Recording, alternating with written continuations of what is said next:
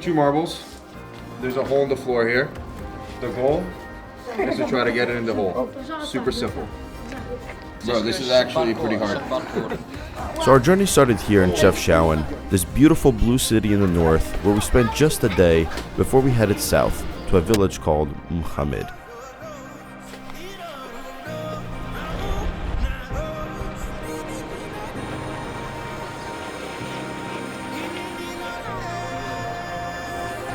We felt like there were so many stories that we could capture here. These people live extremely simple lives. The society has been shaped by the desert, and while we walked with our fancy equipment and cameras, the local kids followed us around, curious what stories we had to tell.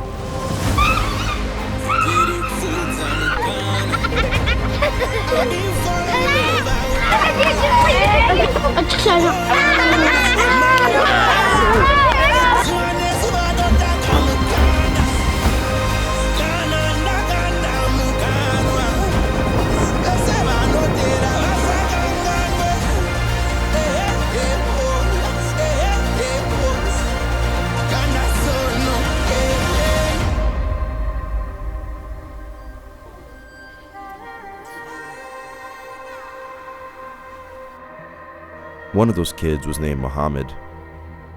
Growing up in a nomadic family, the desert was his home. Mohammed grew up with no choice but to adapt to these harsh conditions. Mohammed's journey wasn't easy.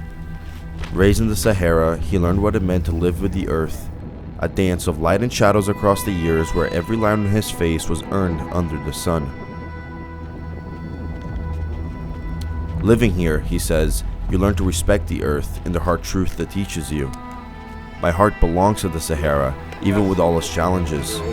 Mohammed shares that his life has been shaped by love, loss, and sacrifice. But that doesn't stop Mohammed from waking up every single day and pushing through every obstacle he faces. Mohammed shared with me that he's read hundreds of books, each page a stepping stone that fuels his resilience and broadens his perspective.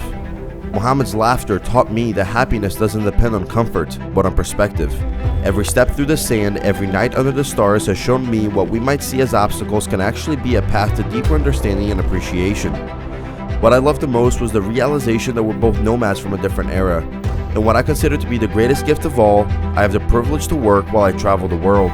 In the same way Mohammed's home is ever changing, so is mine. And that if you shift your perspective, you finally understand that the harder the conditions, the stronger you become. Because life isn't about seeking comfort, but embracing those brief moments of discomfort that you get every time you choose to push yourself further. You have to calibrate the drone. Worst time. My brother, Anton, and I had the privilege of spending 7 days with Mohammed in his home. We crossed through the Sahara, sleeping in the sand, and waking up to the open sky every morning. We walked for miles, talked about life, shared stories, and learned to embrace the desert simplicity and the beauty of living with less.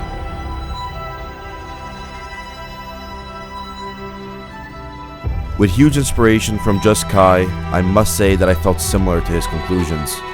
We're all very alike, no matter where we're from, and that if you allow yourself to be vulnerable in the presence of the unknown, you open up to experiences that can reshape how you view the world and yourself.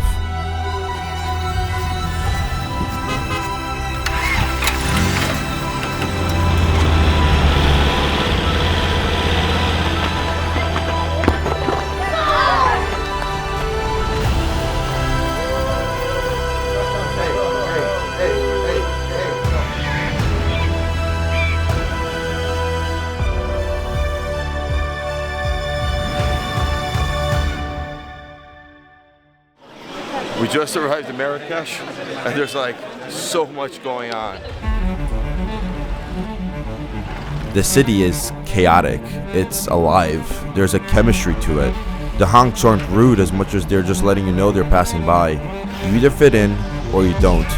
And while we didn't get much time here, every person we spoke to was so kind.